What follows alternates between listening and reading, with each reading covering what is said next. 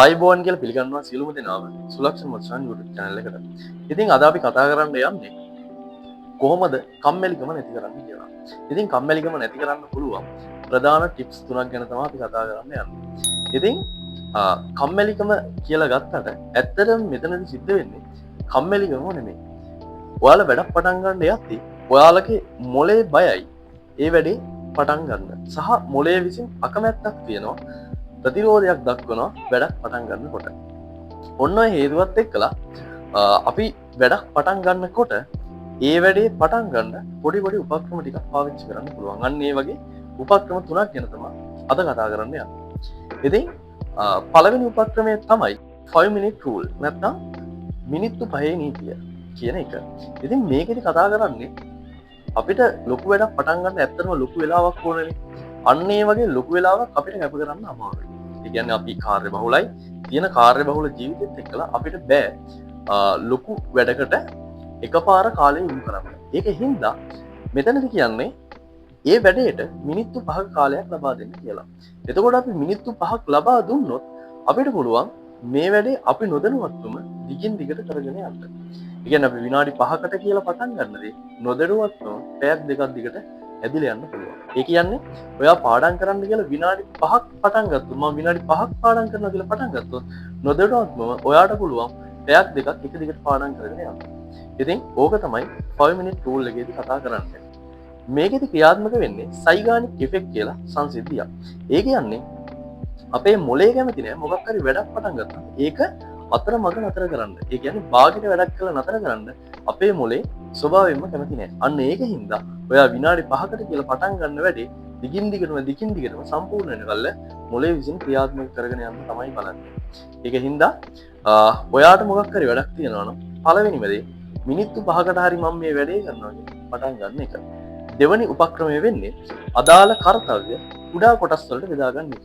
ඇත්තටම අපි කරන්න බලාපොරොත්තු වෙන්නේ ලොකු වැඩක් නම් අපිට ලොකු වැඩක් කියන එක ඔළුවට ඇත්තටම ලොකු බරක් වෙනවා.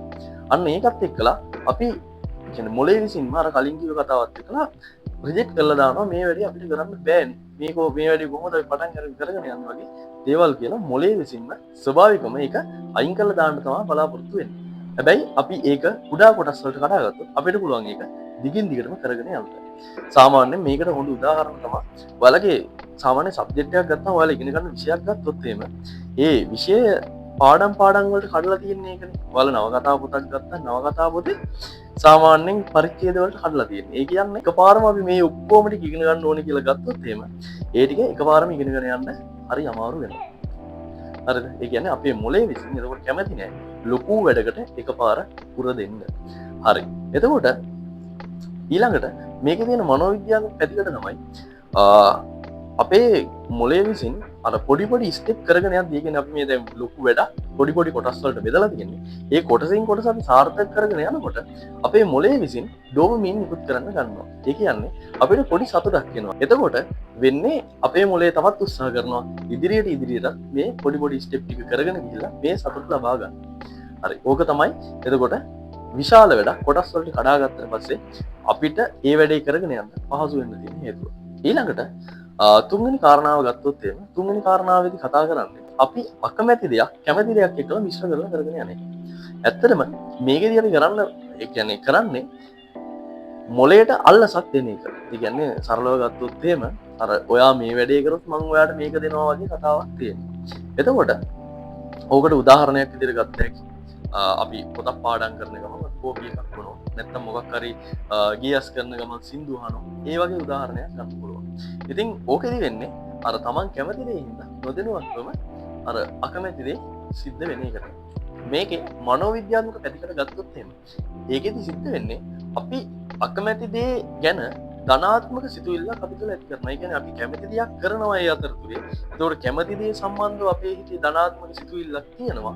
අන්නේ ධනාත්මක සිතුවිල්ලත් එක්කලා අන්නේ ධනාත්මක සිතුවිල්ල ආරෝපණය කරනවා අර අපි කරගෙන යන අකමැති වැඩේ ධනාත්මක වෙන්නේ. එතකොට අපිට ඒ අකමැති දේ ධනාත්මක විදිහට පේන්න ගන්නවා. ඕක තමයි මේ තුන්වෙනි උපක්‍රමය වගේ සිද්ධ වෙන සිද්ධිය. ඉතින් ඔයාලා අලුතෙන් මොනවා හරි දෙයක් පටන් ගන්න බලාපොරොත්තු වෙනවා නම් ඒ කියන්නේ අධ්‍යාපනික වැඩක් වේවා ඒ කියන්නේ මම අද ඉඳලා පාඩම් කරනවා වගේ එකක් ඊළඟට ගත්තාම ඔයාට ගියක් හදන්න වෙන්න පුළුවන් එහෙමත් නැත්නම් ඔයාගේ ව්‍යාපාරයක් පටන් ගන්න වෙන්න පුළුවන්. අන්න ඒ වගේ දෙයකට ඔයාට හිතෙනවා නම් මං තාම සුදුසු නෑ මට තාම බෑනේ අපි හෙට කරමු තව සතියකින් දෙකකින් කරමු වගේ අදහසක් එනවා නම් පොඩ්ඩක් මේ ක්‍රම තුන try කරලා බලන්න. මට හිතෙනවා ඔයාගේ වැඩේ සාර්ථක වෙයි කියලා. ඉතින් ඔයාලා කරන්න බලාපොරොත්තු වෙන හැම වෙලම සාර්ථක වෙන්න ඕනේ. මං හිතනවා මේ වීඩියෝ එක ඔයගොල්ලන්ට වැදගත් වෙන්න ඇති කියලා. ඉතින් වීඩියෝ එක වැදගත් කියලා හිතනවා නම් අපිව සබස්ක්‍රයිබ් කරන්න. ඉස්සරහටත් අපි මේ වගේ තව වීඩියෝ දානවා. ඉතින් ඒවත් එක්කලා අපිත් එක්කලා රැඳෙන්න කියලා ඉල්ලනවා. ගොඩක් ස්තුතියි වීඩියෝ එක බලුවට.